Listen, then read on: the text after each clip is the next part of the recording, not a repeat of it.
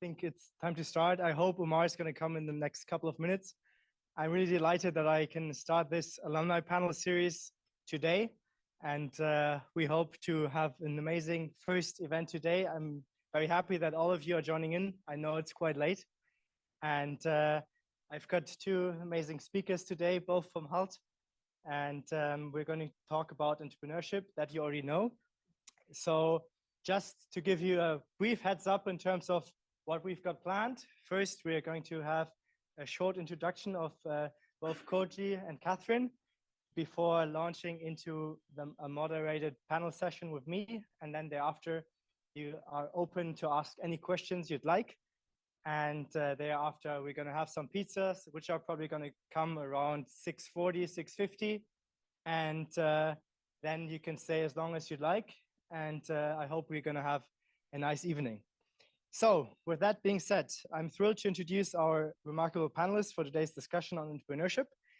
First, let me introduce Koji Tsuchikura, our dynamic CEO at Platts Corporation. Armed with a STEM MBA in finance from HULT, Koji's journey includes shaping the digital imaging landscape at Sony and leading teams at J-League. He also serves as an advisor at Deloitte, navigating complex consulting projects within the healthcare and sports industries, driving innovation and client satisfaction. Now, his unique blend of sports, tech, and consulting makes him a true innovator at Platts Corporation. Please, Koji, thank you. Take a seat, either left, right, wherever you would like. Yeah, sure. Yeah. And then... yes, Aisha's going to share it in a bit, but I'm going to briefly introduce Catherine as well, and then we're going to get over to self-introductions. So now, our second panelist is Catherine Garrido, the visionary founder of Thera App, with a master in international marketing from HULT. Catherine's creativity reshapes mental health solutions. Catherine is revolutionizing how we approach mental well-being with a passion for AI and multilingual fluency. Beyond, as if one startup were not enough, she's also the founder of the Planner Workshop, which she's doing for quite some time now. I think it's 5 or 6 years. And I'm very excited to get into this. So please welcome Catherine to the stage as well. Now, as we're just three, I think it's easier if I sit down here. Yeah. Perfect. Omar's here. Great. You made it. Nice. So nice to see you, Omar. Great, you made it in time. Traffic sucks, but you're here, so that's great. So let me introduce the third panelist of tonight, which is Dr. Omar Agag, our trailblazing chief of staff at Crazy World and the co-founder at Emily. As a graduate of the business analytics program from HULT, Omar bridges medicine and technology, and his leadership at Emily in telemedicine showcases his dedication to quality patient care and innovative solutions. With that being said, welcome, Omar.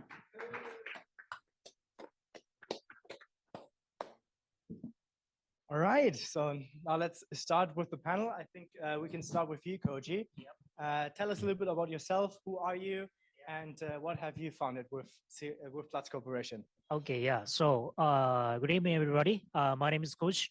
I'm originally from Tokyo, and I joined the HULT MBA last year. So I just graduated last August. And my vision is create a well-being society through sports. And I'm a sports business professional. And I just founded my company in the US a couple months ago. And originally, I founded my company in Japan as a sports consulting company.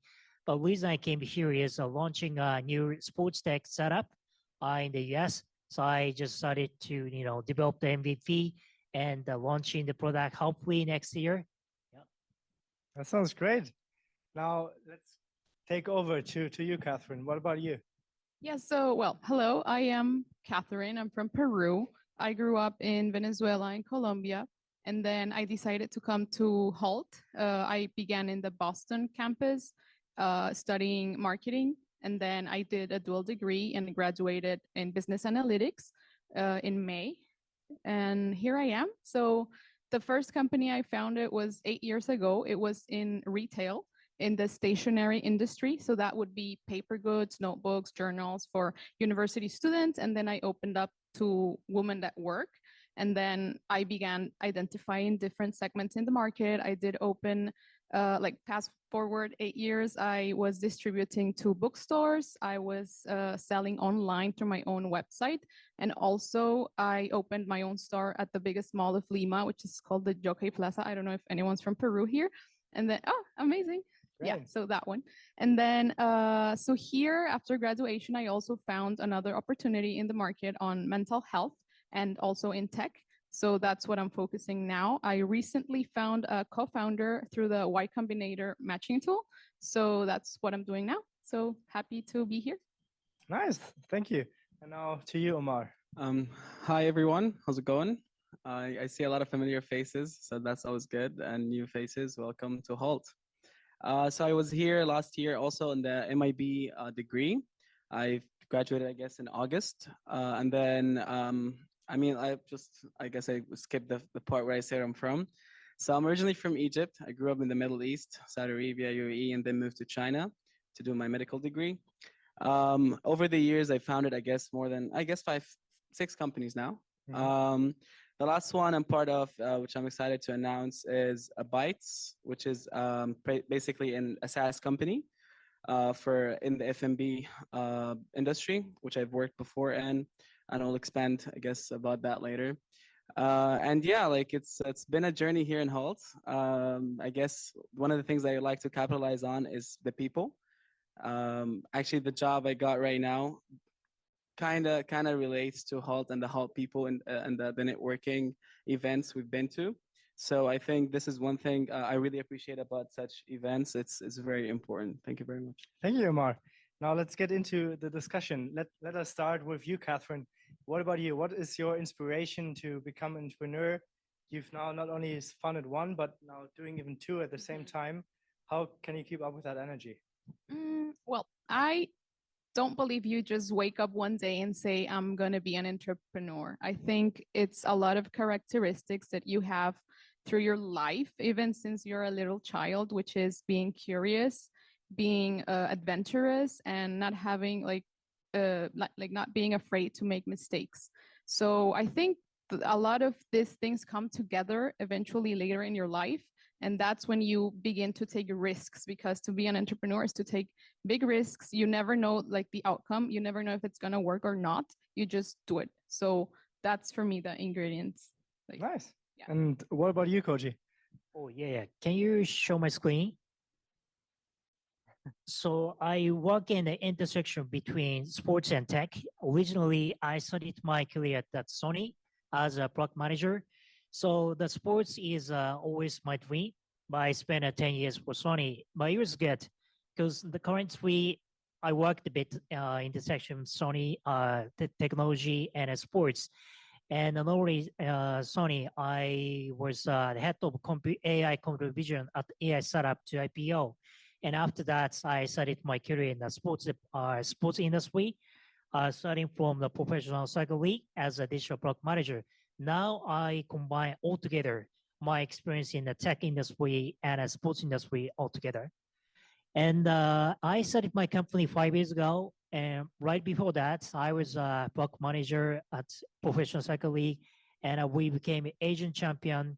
And after that, a lot of sports industry in Japan tried to approach me. They wanted to get some advice in terms of strategy and digital marketing to grow their business. And I realized I have a lot of experience in the sports industry, and I have something to give back to the sports industry, not only soccer, but also different kinds of sports. Then I decided to create my sports management consultancy, and I supported more than 10 business like baseball, rugby, or tennis, or even esports. And yeah, that was my story. Nice. And what about you, Ma? Well, I think I'd capitalize also like on what Catherine just said, which I think, although with a different approach a little bit, because you actually mostly are equipped with more entrepreneur spirit if you were born into that atmosphere, like people who capitalize on achieving generally all the time. So let's say, I think there are a lot of different approaches to be an entrepreneur, right? But then the most common one is basically trying to solve a problem no one else is is trying to solve, right? At least around you. Because everyone around us is basically an entrepreneur, right? Like I think even in your own house, you technically are, right? Like you're trying to like solve a little problem you have. But then if you don't have enough support by your environment, in a sense, let's say if you're working in a company, right? And then you see a problem that they're facing repeatedly, and then you're trying to solve it and they stop in the way. Like they're like, oh, you know what, management, whatever, like, you know, the higher level management would just oppose that. Then this is what strikes really your, you know, like, you know what, I can do this better. And for me, mostly it was the people. For me, you know, basically my experience was mostly around people who are ambitious. So like, you know, you sit down one time, you know, like the bar talks, you know, you're talking to people, whatever, you should do this, we should do that. And then I was lucky enough to have the people to actually say, let's do this. And tomorrow, you remember what we said the other day? Let's do this, right? Yes, so you just said let's get pretty into much, it. yeah. So Definitely.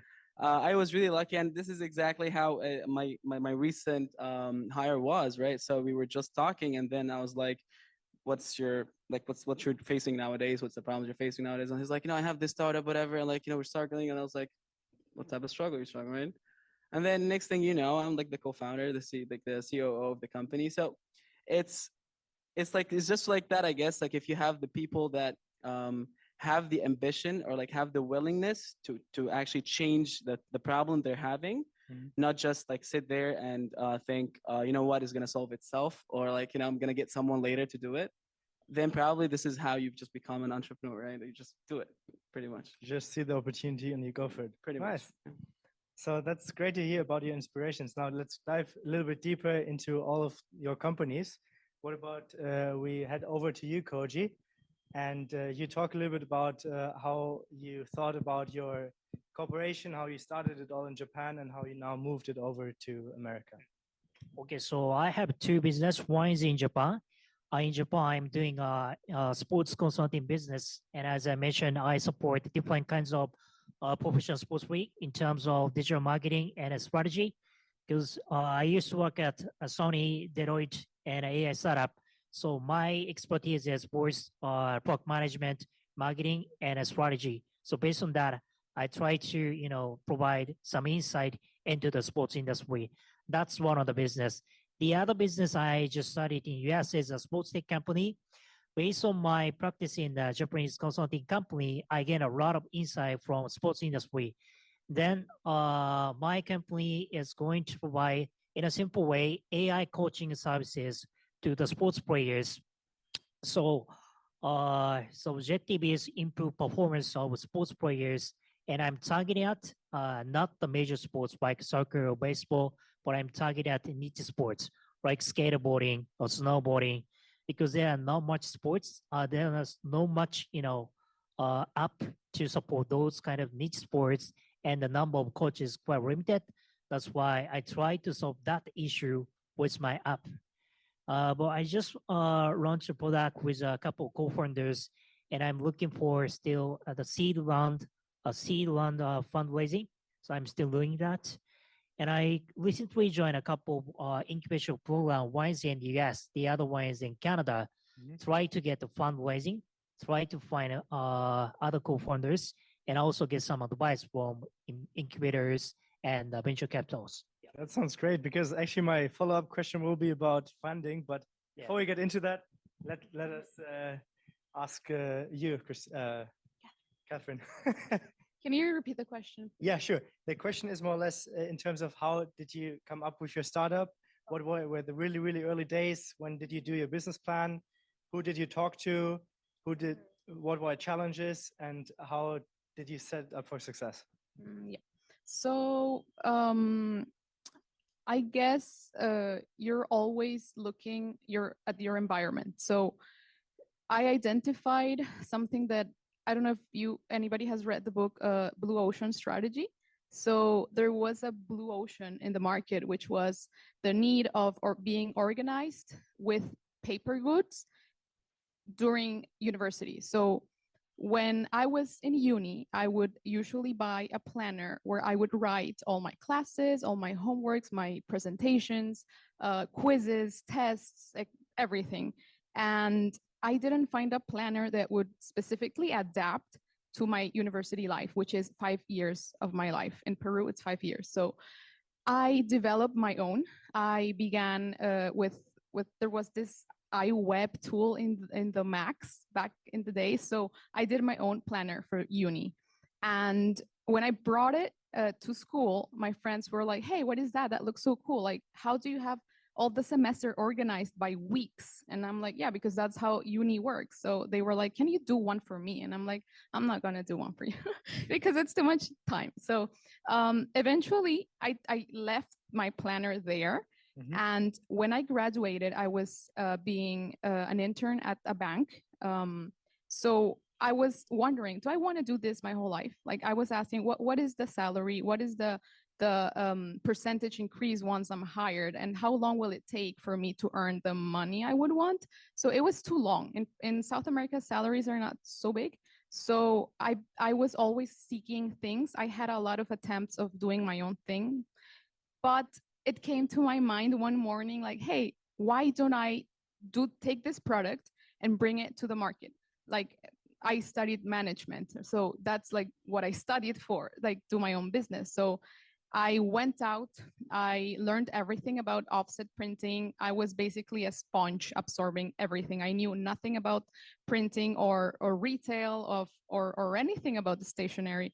So I began getting like costs, prices, learning how it works. How do you buy the paper, sizes, machines brought from Germany that print in 4 colors in different plates and everything. And I just loved it. I began exploring not only the analytical side I was discovering, but also the creative side. So I put all of that into my knowledge. I created, of course, a business plan, strategic planning, my values, everything, the mission of my company, the vision of my company. Where did I want to take all of this? And then I, of course, did also market research. I thought this would be a product both for women and men. But when I questioned the guys if they would be willing to organize with a written planner, they said no. So that's something that even though I thought I knew what the market wanted, that was the market telling me this is not for guys at uni. This will be a product for women. So that is very important to do because maybe you have an idea that could be biased. So you really want to learn what the market really needs. So that allowed me to design this product more towards women. And when I also asked if you would buy this product, normally, according to market research, if you get a 20% acceptance, it's good. I got like a 70% acceptance. So I'm like, I'm gonna go for this. And then in printing, you have to begin with thousands to be cost effective. So I began printing 1,000 and I took the challenge. I also asked where people would want the product, whatever. And eventually I did it. It was a hit. Like 2 years later, I was asked to join this mall, and then I grew my product portfolio. So I was not only having the university planner, but other products. So the whole market just opened. And then I had also the chance to talk with the client directly through the store. My liquidity also increased because it's better to receive like money when you're selling directly than like B2C than B2B, because when you go to retailers like bookshops, they will cut a percentage, like 40%, which is a lot. So yeah, a lot of things I just learned them on the go. So that's how my business in retail began.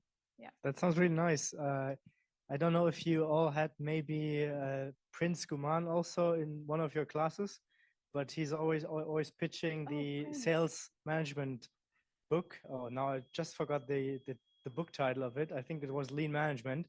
And there a lot is also about how you ensure that you iterate quickly, you try it on a sample, not the whole population, and therefore you can adjust quickly and really assess how you come to success quickly.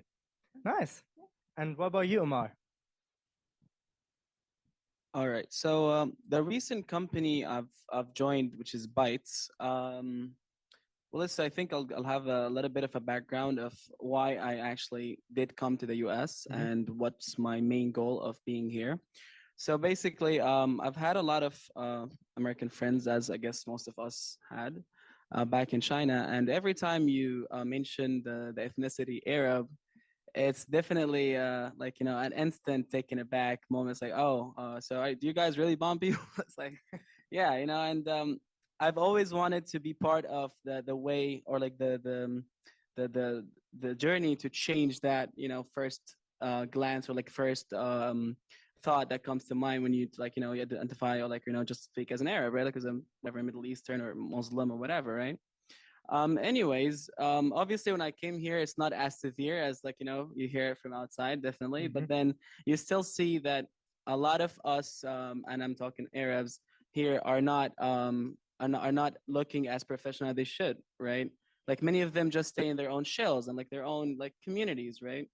And this is something, and as I said, like it's an opportunity that you have to identify and see what you can actually capitalize on, and then an opportunity like this. So then early on, also in the US, I learned that most people here do not really recognize what you did out of the US.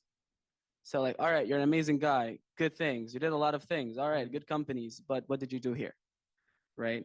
So like, I think people get a lot more comfortable with you if they know you at least worked for like 2 seconds in the market here, right? So then when you have all these on mind, when you're trying to look for an opportunity or like a job, it'll take a hell lot more convincing for someone that has nothing to do with you, like has nothing to actually, like no values that you share with, to hire you, than someone that knows everything except the part that you didn't maybe like do in the US, right?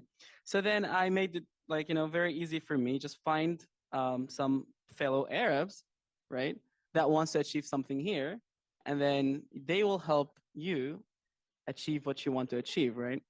So I was a part of a lot of events, like, you know, just name it, any event that has the Arab in it, I'm there, especially tech. And one time I was at an event and we were talking, me and a guy, as talk, like just as a bar talk. We're just speaking, like what is happening, whatever. And then he identified, like I worked in the F&B business before, back in Saudi Arabia, UAE, and in China, and the F&B industry. So he was talking to me about, like, you know, do you know Uber Eats and DoorDash and Grubhub? I was like, yeah, I do. And he was like, have you ever seen, like, when you're scrolling, like, you know, scrolling down and like you're trying to find a restaurant, and then you find a restaurant that has exactly the same names for food, and then right under it there's another restaurant has the same names, just different pictures. I was like, yeah, sometimes that happens. Like, you know, just see two different restaurants but same meals, just the same. And sometimes you're confused, like, you know, which one is better, and like sometimes they're like more expensive than others, right? And he was like, yeah, so this whole thing is just my making. I was like, what do you mean? He was like, so this is the same restaurant, we just make different virtual fronts for the restaurant. So then now you're, as a consumer, you're confused, right? But you're still buying from the same kitchen. So you might buy from one or leave the other one and be like, no, you know what? That looks cheap. I'm going to go for the other one. And for me, you're still buying from me, right? I was like, this is actually good. This is actually interesting, very interesting, right? And then he was like, but I'm facing a big trouble because most restaurant owners are not there. Like when you go to a restaurant right now, unless it's family owned, to get them to find you a manager, good luck, right? And even if the first thing the manager will tell you, no, we don't need that. Even if you didn't explain anything, just the first thing, right? Just no. We're saving you money, no, right? So obviously it's an obvious sales problem, right? So I was like, okay, so you have a sales approach problem. He was like, yeah, and my guys, you know, they're all like, they're nice, whatever, but they're not amazing at it. I was like, did you try to train them? He's like, what do you mean? Like, you know, give them scripts and stuff? I was like, no, like train them how to talk to people, how to approach stuff. I was like, you know, watch some YouTube videos. Yeah. I was like, oh, interesting. And I was like, all right, just I'm curious, what are your numbers? He was like, yeah, I'm month to date. We've been active for a year now, and we're still like not fully launched, and we're at 1.5 million in sales. I was like, okay, for someone who does not know what they're doing, right? That's not bad at all, right? I was like, are you trying to find, you know, funding or anything? He's like, I'm thinking maybe I might need it. I was like, you're thinking maybe? All right, okay, cool. I love that. So I took him aside, right? I give him like a quick background about what I did and what like I did back in the Middle East and China, what so. And once we established that I definitely know what I'm doing, He was like, you know what? Just take it from here. I trust that. And thankfully, now we applied for Y Combinator, and we're having a very good feedback so far. And we got like 3 VCs interested in the investment in the company. And we're raising right now, as Koji also raising, so best of luck with that. And Nice. after we'll talk about the Y Combinator thingy. And yeah, like, so after we established that and now part of the team, I found out also like he has a lot of people because he's like, in the business and whatnot. And as I said, he's Arab, right? So many people are just comfortable with their, our own ethnicity, right? Like they just try to reach for an Arab to get help, right? And many of them just go to him and be like, help me with my restaurant. And he's like, okay, sure. So now we established a consulting company to help people with the restaurants as well. And we've landed our 10th clients by today, thankfully. So like, Congrats. it's just working pretty well. I'm happy about it very much. And I think that's why I was just going to say the whole moral of the story is basically, if you're trying to get hired in this market, I would definitely go to people who are similar to who I am, share similar values first. Because if they didn't hire you, they would know someone who would, right? But if you just try to get out of your shell and like, get to people who are completely anonymous to you and try to pitch yourself to them, it might work. It might work. But, if you're talking opportunity, I think it's a lot better to just go to people you can just connect with right away, like talk a couple of things, remember 2 childhood dreams, whatever you had, like a couple of drinks, like whatever, and then next thing you know, you're friends. So I think this is the fastest and easiest, more efficient way to get in the market. And from that point on, sky's the limit.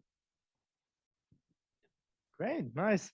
Now, you already talked about how important networking is and how you might even secure now VC for that. But let's switch over to Koji, who already talked about his plans and his expansion here and that he's looking for funding. What's your approach and have you already secured funding? And how is your network helping in this regard? Okay, so there are different stage for the setup, like a pre-seed and a seed and early stage. So we are in the seed stage.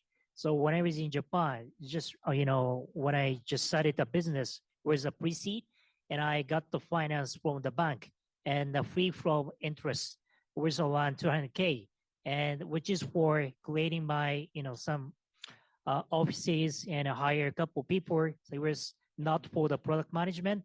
It was just starting my business. Now I came here as a seed stage, and I'm looking for a seed round of finance from venture capital. That's my stage. And I think networking with venture capital or angel is quite important. So I joined 3 different incubation programs. One is in Canada, the other one is in the US, and the last one is in Japan.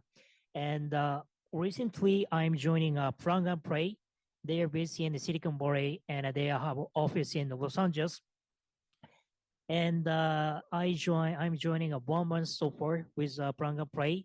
They are giving a lot of opportunities. For instance, last week I was in Los Angeles, and they invited like 50 investors across Los Angeles, and 20 Japanese startup made a presentation in front of US investors. It was not possible by myself because of Plug and Play. They got a lot of investors, and some of them are from sports and entertainment industry, which is 100% in line with my industry focus. So I think you can also approach by yourself, but I think especially in the seed stage, it's better to closely work with the incubators or accelerators. That is how you can leverage your network. You can quickly access to the investors. Yeah.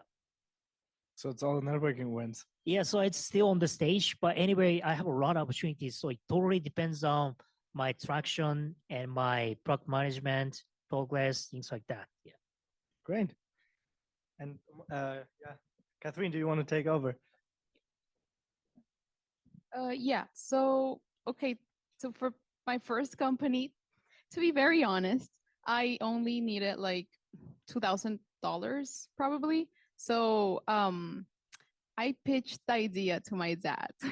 Like my dad was like, okay, you want the money? make me a business plan and pitch me your idea, and maybe we will see. Yes. So I pitched it to him, and he was like, okay, go for it, like, here you go. And yeah, later, from $2,000, I mean, it's South America, we don't talk millions. I was selling probably $100K, growing 10%, which is a lot because I was alone. So I was the only owner. Right now, I do have a partner. So I had to fly back to Peru last year to sell my company. So I sold it half, 50-50. I have a partner now. So yeah, so she is overseeing operations while I'm here. So, however, for the new idea I have, which is on mental health, I am seeing that here in San Francisco, there are so many opportunities. I've gone to a lot of networking events, and every time I pitch my idea and they also see how passionate I am about mental health and doing something about it, they are looking for that. There's an incredible need for mental ease and therapy, like finding a therapist and getting an appointment is so hard. And then when you do, it's sometimes not even effective, because in the States, there's a lot of medication approach, which not everyone's comfortable with, when other types of therapy, like the one I am interested in, which is CBT, offers a lot of tools that are very applicable and could help you in a moment of stress. So that's what I want to do. Like, this exists out in the world, but I want to put all the CBT tools that you would do on a journal into an app. So that's my idea. So when I do pitch this out there in networking events, a lot of people, I'm still developing it. Like, I'm still working on my MVP with my co-founder, who is a software engineer. I am the business side. So normally when you, if you ever pitch to investors, or if you ever join an accelerator like the Y Combinator or others, they will preferably want you to have a team of 2 people, and one should be the business side and the other one should be the technical side. So I had to be coupled with someone who is in tech. So that's what I've been looking for all this 2 months, and I finally found the person. So we are working on that, but I already have people telling me, hey, as soon as you have an MVP, come to me, because I'm interested. And it's crazy. This city is to build whatever you can come up with. You just have to identify some problem and see the best way to come with a solution with like empathy, because that's what the consumer needs. That's how you're going to understand what they want, with knowing the best way to satisfy their need or their problem. That sounds great. Sounds like you really found an amazing partner. Can you tell us a little bit about your partner and why you chose to collaborate with? Yeah, so one of the things that I wanted from my partner was that he be an American, because I believe that there are a lot of entities and doors that you could open just because you are with someone who is from the States. Also, they will have a better knowledge about the little ecosystems here. So there are a lot of things we don't know, and that will, like, there's like a learning curve, right? So that it will take time for you to learn. So he studied here in San Francisco. So I think he has also very good network and connections. To be honest, the computer science profile is a bit like more shy. Like, they are like more into, I'm gonna work in my cave and do an amazing product. It's not so social. So then I would be kind of the person who's more outgoing. I mean, I did study marketing and I'm in business, so it's okay. Like, and every time I network, I have so many people wanting to download like the future app that I don't even have yet. So I think that's not going to be like a problem. But yeah, one of the things was that he be American, that he would be in tech, and of course, a computer scientist. That sounds great. Now let's get over to you, Omar. You haven't talked for a while. My question to you is, you already said you launched dozens of businesses. I think you said 5 or 6. So you definitely have collected there some experience and definitely build up some teams. Can you tell a little bit about what qualities you're looking in people to build up startups? Well, that's a very good question, actually. Well, I think I think like there are 2 ways to approach this. So first, if you're being hired into a team, right? So if you're being implemented into a team, I like to think about this as if You know, if you're talking to a new mother, Mhm. right? You know how much she cares about her baby? Think about if you go to a new mother and tell her, you know what, your baby is ugly. She's What's gonna kill you. exactly, right? The first thing that will happen is probably a punch, right? But then if you keep talking about how great the baby is and how nice, like, you know, he looks, whatever, and like, you know, the way like he laughs is sweet, and then, you know, you just approach probably in a very vague way how maybe a new diaper would help him cry less. The way they will perceive that info is a lot less calm, a lot more calm, and a lot more happily than if you started with, you know, that advice at the beginning, right? Mhm. So this is basically how I like to approach the teams or the founders if Yes. I'm getting hired into them, because this company they're in is mostly their baby, right? And they care greatly about it. So if you start with the criticism, mostly you're not hired, mostly, right? But then I always like to capitalize on what good they have. Mhm. And then by the good they're talking about, you know, about their baby, right? You will see the little flaws that you can come into and change or fix or, you know, help with. So that's how I got hired into teams. Mhm. But hiring teams, I look at for, I wouldn't say diversity much, although this is controversial. I wouldn't say diversity much, but I look for chemistry. Mhm. So then there are people who are different than you are, but you could click with, right? So I, throughout my journey, I learned that technical skills are always gained. You can gain it on the way. You can always like sit down and learn something in 3 days. Not Python, but you know, something. Besides, yes. Exactly. So as long as it's not completely technical role, so like, you know, if software developers or you know, something like, you know, analysts or so, Mhm. then I definitely look for someone who I can click with, and then, you know, the skill set come after. So like if basically you can just sit in a meeting, laugh, and then a little bit maybe after not shout but like be angry at each other in a way, Mhm. right? And then midway be like, all right, you know, so now the whole point of this meeting is to we'll do this 1 2 3 4, right? Good, all right, cool, bye. If you can find someone who you could do this with, just hire him, right? So for me, this is what I look for in a hire. A new hire, someone you can click with, easy to talk to, easily adapted to the like the cultural differences. Mhm. Because I noticed this here a lot, right? Like it's a lot of diverse teams here, a lot, like everywhere. It's almost forbidden to have, you know, just similar looking teams. Like, it's really strange. Definitely. Yeah. So Yeah.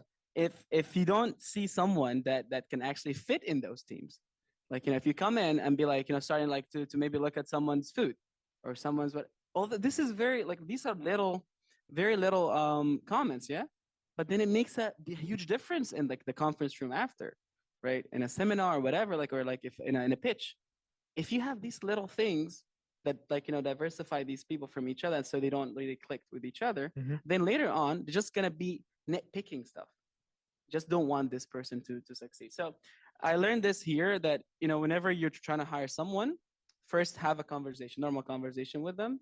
And then if you find that you guys could probably take it a little bit further, then speak technical, right? And I guess that's why many companies have 3 stages of interviews, right? They want to make sure that you're a person first, and then all right, technicals, cool, cool, yeah, you can do that, right? So that's pretty much for the hiring part of things. But throughout my journey in the business, I think the thing that I really learned a lot is most of the people do not know they have problems in their business. They just do not know. Like when you talk to about their business with them, you identify the problems, not them. Mm. Because if they identified it, they would have hired someone to fix it. But most of them just don't know they have a problem in the business, right? And I'm mostly a growth hacker, so mostly I got hired to just, you know, grow the company. So that's how it, you know, you come into play for me, at least. You know, you just hear the whole business, how it goes, you know, the process of it. And then once you see like these little things that they mention, thinking is just them describing the business, for you, it's like, oh, you're describing a problem right there, right? And then you just try to jump in. And might I say one last thing, I think as much as I have my differences with Professor Fisher, he's a very I nice. can relate. I haven't had him, and I'm unfortunately not gonna get him. I just hear my roommates saying they love him. Yeah, he's a very cool guy, right? We both ride motorcycles. It was super fun. Yes. But I think the only thing that really helped a lot of my friends who got hired into big companies here. Some of my friends are hired in Deloitte as well. You know, YE, like you name it, like McKinsey. Most of them really capitalized on Fisher's class. Mm-hmm. Why? Because surprisingly, people really care about this. Like really, you know? Like when you're talking to someone, right? Like, you know, that Fisher really capitalized on the whole thing that, you know, when you cut off people, specifically women. But yeah, so for you, right? Most of the time, at least for me, right? When you hear it, it's like, come on, this common sense. Like, why would you cut off people, right? But then once you go to a company and you do it once, maybe mistakenly, they're like, so you're this kind of person, right? And next thing you know, so thank you for your service. So yeah, most of my friends who got hired in the big four and like at least the famous companies, they really capitalize on Fisher's way of handling things, and like that you have to really capitalize on the American way of handling business, right? Like little things. So yeah. Great. Now, that's actually an interesting topic, and I think especially for the people who have been rotating to San Francisco, that might be actually a very interesting question. Who is your most favorite professor? What about you, Koji? Or do we even have one? Otherwise, Catherine, you're welcome to jump in. You cannot say all of them. Well, okay, so yeah, I took an elective with Prince, neuromarketing in Boston, and I really liked his class. And then there was a professor, I don't remember his last name, but he was Amit, and he taught leading in the digital era. He was a master. Like for me, when he lectured, it was a true lecture. It was like a Harvard class. He had values, he had knowledge, which I have. That's why I like him, because a lot of things, like you can see the difference between a professor and a master professor. So he was like someone you admire, you respect. He really impacted me to be a leader, to earn my voice, to not be afraid and be more confident. So yeah, definitely, if you can, take his class. Yeah. Great, nice. So I just looking onto the watch, and it's almost 20 to 7. So let's get through the last round of questions before we end up into the Q&A. And my question is going to be, I know already probably when I look into Abhishek here in the panel, that he's really aspiring to become an entrepreneur. So my question for you guys, and I'm asking all of you to answer them, what are the top 3 skills you need to become an entrepreneur?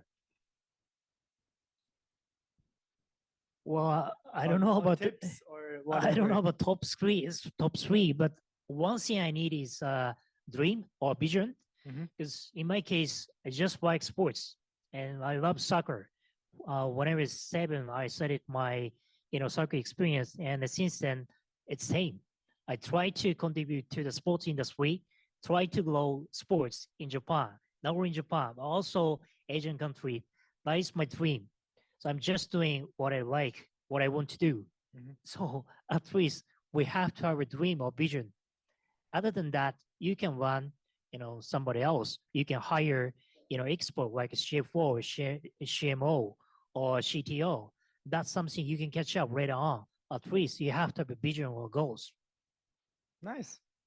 What about you, Catherine?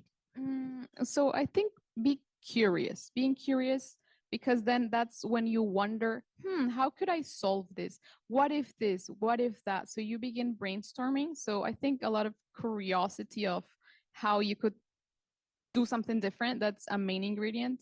The other one would be perseverant. Because, for example, when I began my business, I was the only one believing in myself. Like my mom was like, really, are you quitting the bank to do that? Like how many people would die to be in your position and be working at a bank, like the leading bank of the country? Like why? So yeah, be perseverant. I mean, no, my friends were also like, really? And is that like a hobby? Like, are you gonna do something else? Like, nobody understood or like could see what I was building.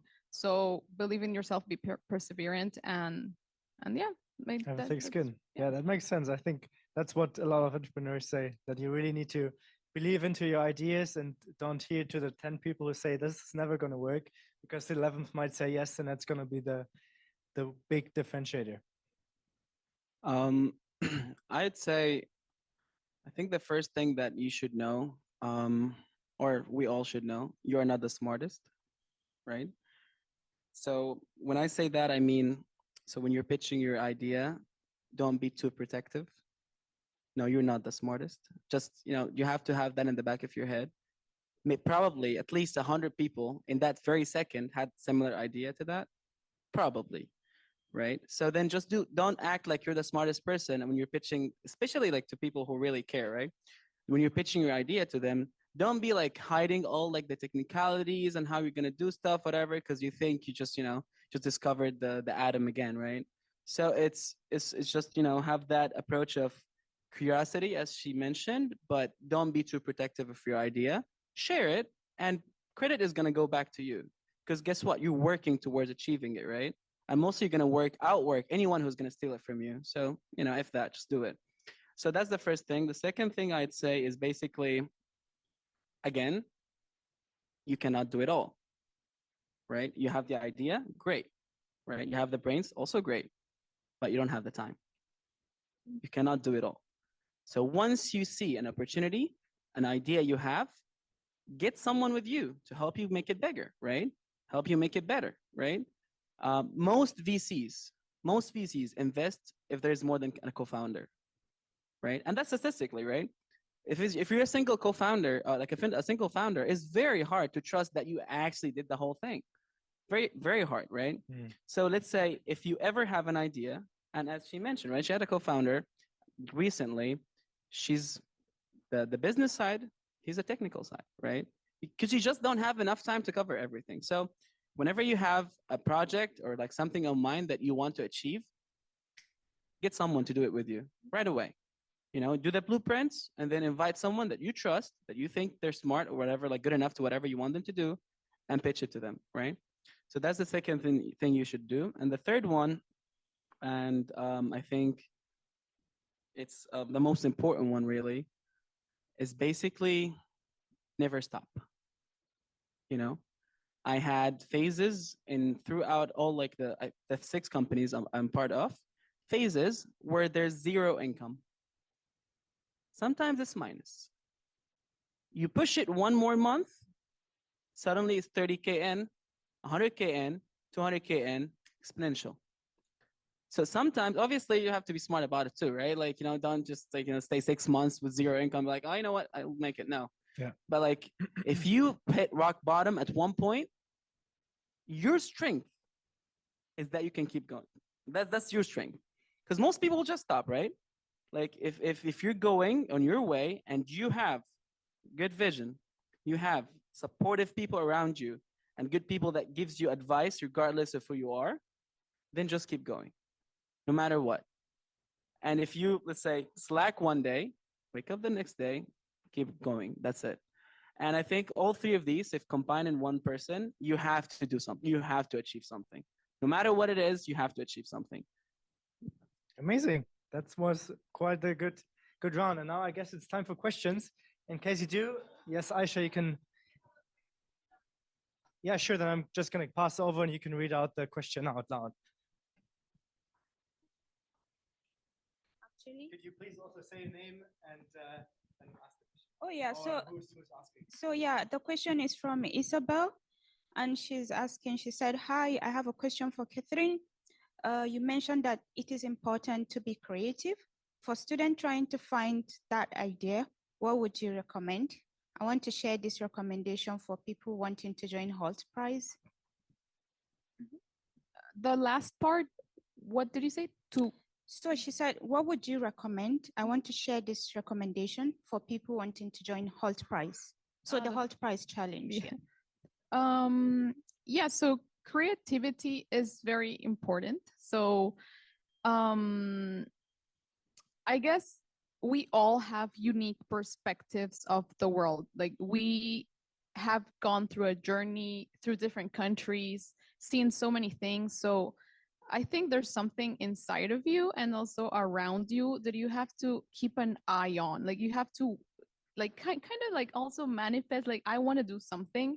I want this to be my impact in the world, and it will kind of reveal, like Steve Jobs would say, intelligence is connecting things. So the things you've seen, someday if you really want to build something, it will pop. Like, hey, what about this? So it will pop. And like I said, nobody has your specific perspective or your brain patterns, so you will come up with something if you want it.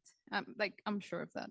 And then HULT Prize, I believe they have themes every year. So what is the theme this year? I think it's quite broad, actually. You can do whatever you like, which is quite interesting. Yeah. Yeah, so I guess, again, try to find something from whatever you've gone through as a student, even. Like, for example, one of the pillars of how did I come up with my new mental health app idea was because being a student at HULT this kind of year and a half, I saw so many of my classmates struggle.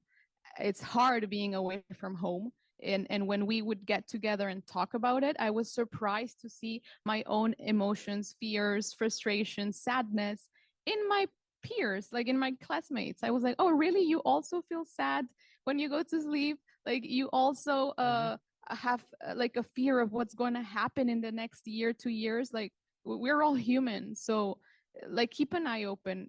Solutions, problems, brainstorm with your team, like specifically for the HULT Prize, get together, speak about what would you like to do, and maybe you will come up with something together with 5 different minds there. Nice. Any other questions?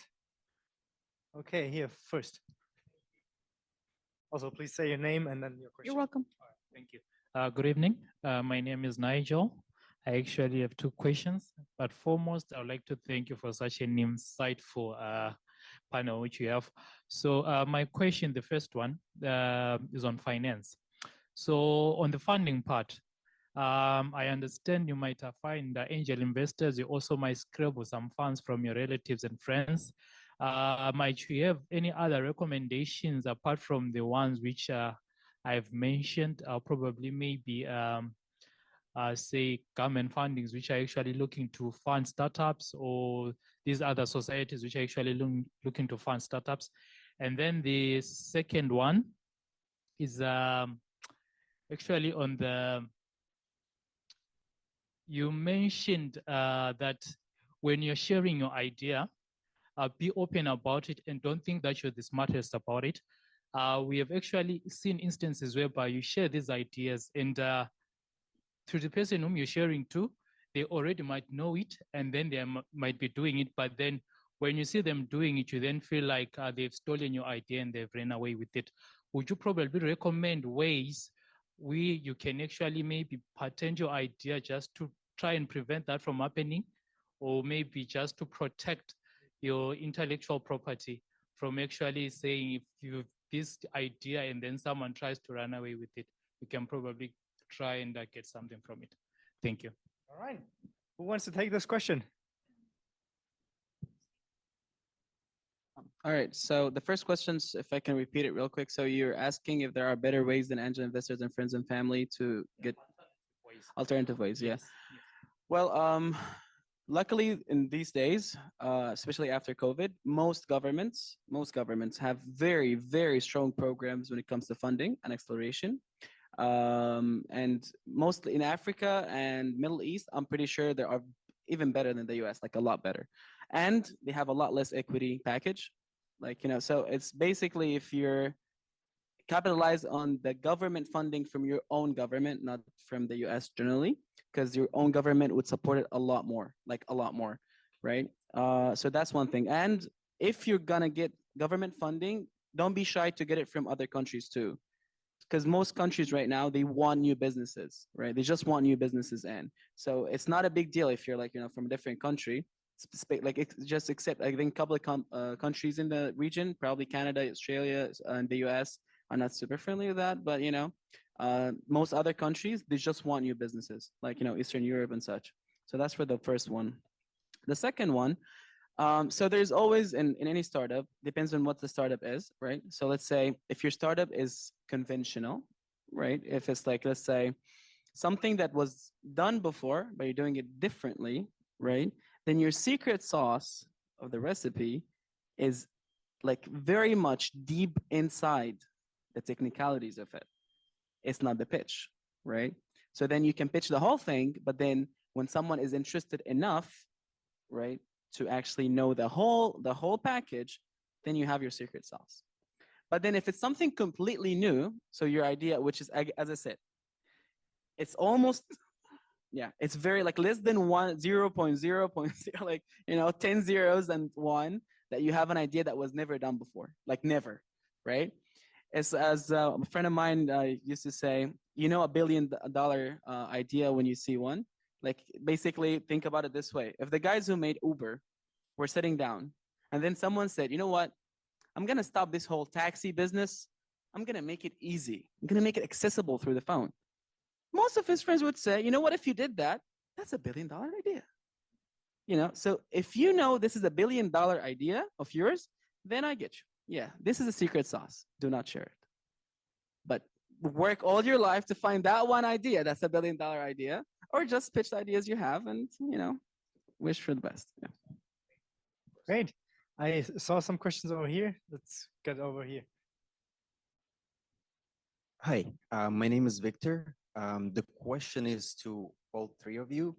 You all mentioned about difficult times and that you need to keep going forward no matter what.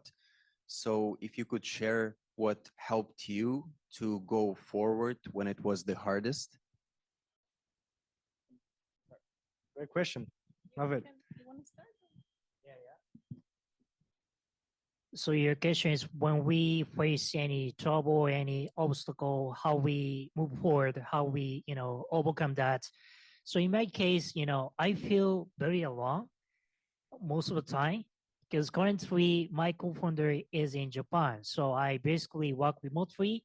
Here I work alone. So I try to get a, startup friend through incubation program. So as I mentioned, I'm joining us program play incubation program, and 20 other startups joined together.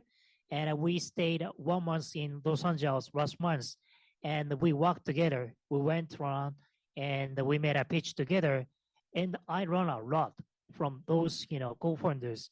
We are doing all, different kinds of business, and the stage is totally different. Some are Series B already funded 10 millions or even 20 millions. So it's, far from me. But we learned each other, and it was so helpful. So it was fortunate to join such an incubation program. So my recommendation is try to get into any sort of startup community, or maybe incubation program, or maybe networking event, or something else. It's better to network with other founders. Yeah. I saw somewhere over there a question, a follow-up question. Sure, why not? Yeah, I just wanted to hear from two other speakers as well. Sure. Yep. So I think that we all have different motivations. Many people that I've talked to, they will bluntly tell you, my motivation is money. I want to do my startup because I want money. In my case, and that will push them forward. In my case, I think differently. I think money is a consequence of something you want to do, something you truly care about. So when I began my retail business, and also this one, something that I think is key is to know yourself, like your true self. Like, what do you want to do in this world? Like, what's your purpose? So for me, my purpose growing up, and so I think that's part of why growing up in different countries was have an impact, a positive impact in people, because I've seen people struggle. I am very sensitive, so I want to do something big to help the world. Like, that's one even of like my values in my previous company, and it's definitely going to be in the next one. So my planners, for example, had motivational sentences. It was made to help students, or then made to help women organize themselves. So it's always made to help someone to achieve their greater self. So now with the mental health hub is again made to help people. So I also feel alone. I think being a entrepreneur is a lonely road. I was doing great in Peru, but I wanted to go for more. So that's why I came to the States.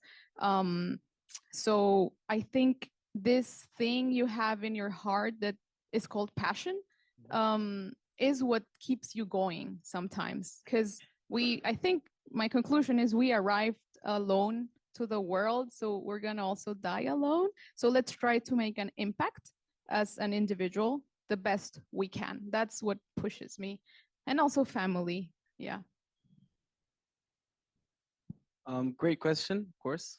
I think there are two verticals to this question. So I think the first one, if you're feeling down, I'm not sure you meant financially because you're struggling in the business. That means you're, or mentally. So I think one thing that got me through the whole thing is, as men generally we tend to not talk about what makes, or like what makes us sad, right? Or what makes us not feeling well, generally, right? I mean, I think if you ask a man what's wrong, the most common answer is it's okay, right? Don't worry about it. So I think something that I got taught the hard way is sometimes you just should say, maybe not your emotions, but just what's wrong, right? Like my business is struggling, right? Or like, financially, I'm not the best right now. And so most people will try to help with whatever they can. So you can get offered jobs at the point just to get you through. So you can, most my co-founder friends, they worked a couple of jobs while they're founding their company, because it's a hard process and it takes a lot of money, a lot of things, it drains you, right? So then and mostly you can do both at the beginning, because the business at the beginning, blueprints, setting up the schedule, what to do, who to approach, what to make. So all that could be done while you're, let's say, I mean, it's no shame in working, right? Waitering at a restaurant, no shame, right? You could do that while being that. Like, because the most important part for me was to never ask for money, right? So however you achieve that, for me, was the main goal. And so like, that's why I think as long as you voice out the what's wrongs, you will try to solve them, not keep them inside. So that's the first thing for me. The second thing, it was I always capitalized hobbies and stuff that makes me feel happy, right?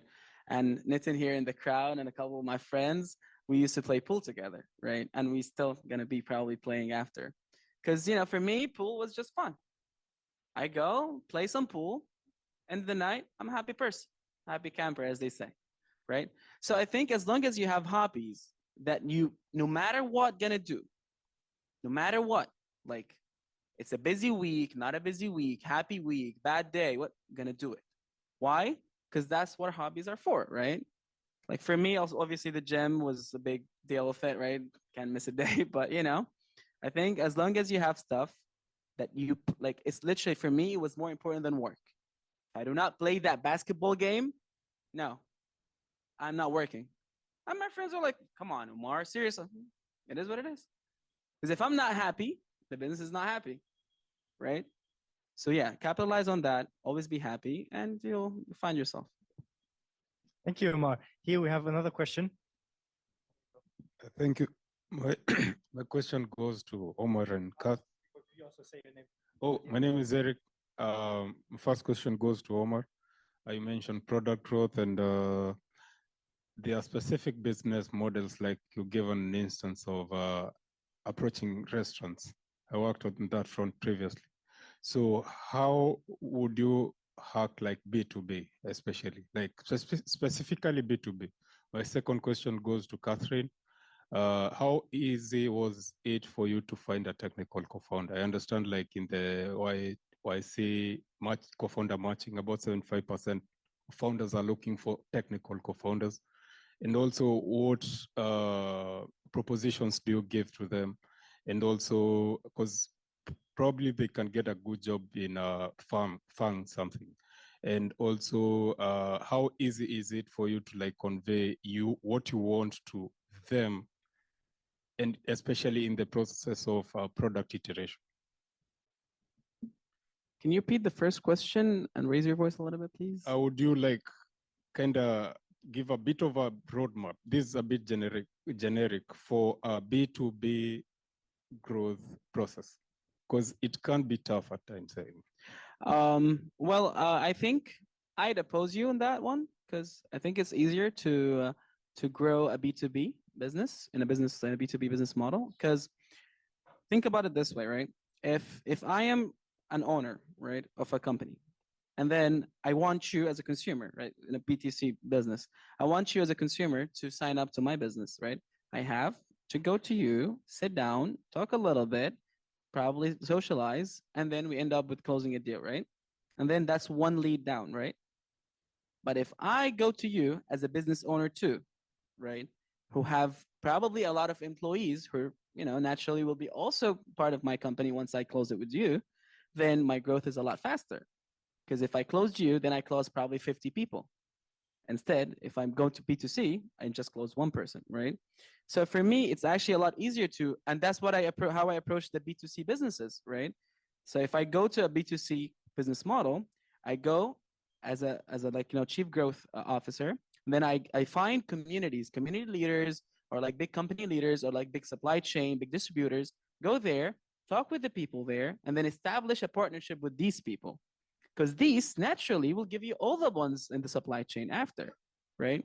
So then my deal would not be like an $1,000, $2,000, deal. It's going to be $100,000, $200,000, $200,000 deal, right? So it's actually a lot easier to approach B2B. However, then you can like be more masterful, more skillful in your approach then, because you're landing a big client. So you can obviously take a little bit more time, choose a better restaurant or better cafe, better whatever, to approach them, or a better conference setting. Because then, if you close that one person, you're probably good for the month, right? If it makes sense. Yeah. Great. And I think there was one more question for Catherine, right? Yes. So from what I understood, your question was, how will I fund the new company with my co-founder, right? And how did I manage to make him work with me instead of going to another company? Yeah, pretty much that, yeah. Okay. So my first company somehow did so good that that's how I am funding myself here. And then I can use a bit of the first company to fund the second one, at least to build an MVP. I can do that. And then it's crazy, but one of the things that my new co-founder told me why he chose to work for my idea, regardless the passion he sees that I have for it, is because he saw that I already built a company and that I already sold it. He told me, I'm willing to work for you because I can see that you've done something already and that you even have a partner. So not only did I build like a great company and that has lasted and it's still ongoing like more than 8 years, but I also sold half of it. So that's like a confirmation that this worked and that I'm super capable. So I'm happy that he trusts my idea and that he's willing to join working with me, because he has also a unique characteristic, which is he knows front end and back end, which is a bit hard to find sometimes, because sometimes they do either of those, but he knows both. So I feel very lucky to have found him, and he believes in my idea, which is amazing. So yeah. Let's follow up.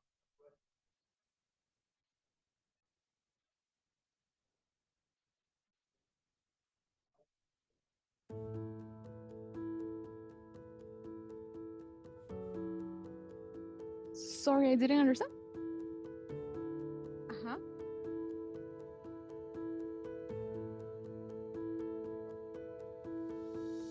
Oh yeah, I am not a software engineer. So since I want to develop an app, I do need a software engineer. Now, I do know how to do mock-ups. Thanks to my other company, I learned about Illustrator, and I know how to work Photoshop and Illustrator. So that helps me to build the like UX UI of the idea I have, but still he needs to code it. So right now, for example, I'm learning about React Native, which apparently is this platform where you can code for Android and iOS. So this is like a new world for me. I didn't even know when I went to my first networking event what an MVP is, and I would have no fear in asking, what is an MVP? Like every new word I'm catching, I'm asking, what is this? What is that? Like, don't be afraid. I don't think it's an embarrassing thing to ask when you're coming to a new ecosystem. Yeah. And just want to add a little bit to what she said. So actually, this is a common problem also with the new founders when they use too much abbreviation. It actually pisses off the VCs, by the way. Yeah. When you just, keep mentioning TAM, SAM, FAM, right? All that. This because many VCs, by the way, many VCs, and especially angel investors, VCs are a little bit more sophisticated. They don't know that. They just know they have money and they're interested in the product. Don't keep telling me all these abbreviations. Tell me what the hell is that, right? So do not overuse abbreviations.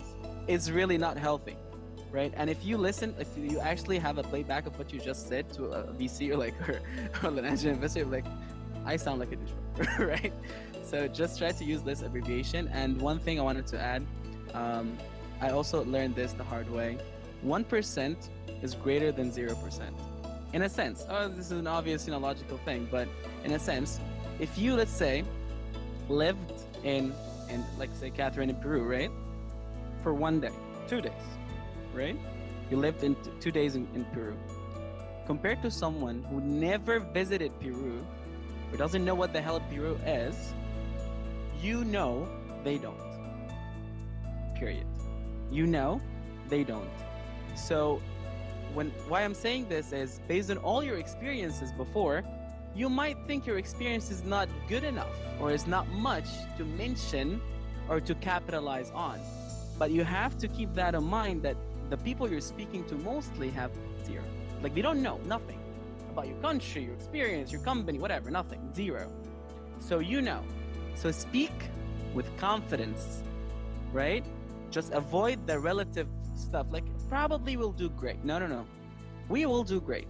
Why? Because I know you don't, right? So capitalize on that because most people, they think when they come here the first time, probably these people are smart people, they know everything, whatever. And then they start thinking, maybe my experience is not enough. But remember, you have experience, many don't. So just capitalize on that. You have it, they don't.